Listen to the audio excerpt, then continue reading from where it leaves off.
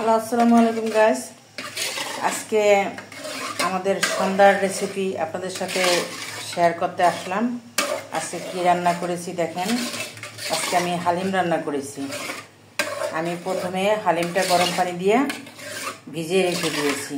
দেওয়ার পরে আধা ঘন্টা পরে আমি একটা প্রেসার কুকারে একটু পেঁয়াজ, কাঁচামরিচ, আদা মানে সব একটু তোল দিয়ে ওটাকে নেড়ে ছেড়ে মানে করেছি, লাল করেছি। লাল করে ওই হালিমটা ওটার মাঝে ঢেলে দিয়েছি।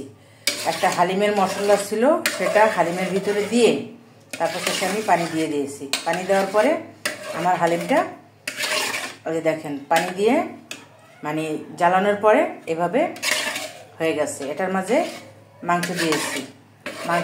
মাংস ছাড়া তো আর হালিম হয় না, তাই এটার মাঝে মাংস দিয়ে ধনিয়া পাতা দিয়ে এখন পরিবেশন করব।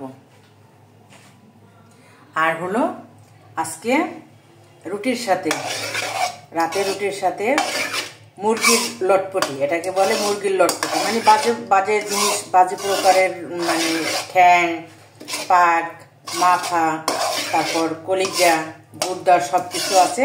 এই জন্য আলু দিয়ে এটাকে রান্না করছি, তাই এটার নাম হলো মুরগির লটপটি। আজকে এ পর্যন্তই। আল্লাহ হাফেজ।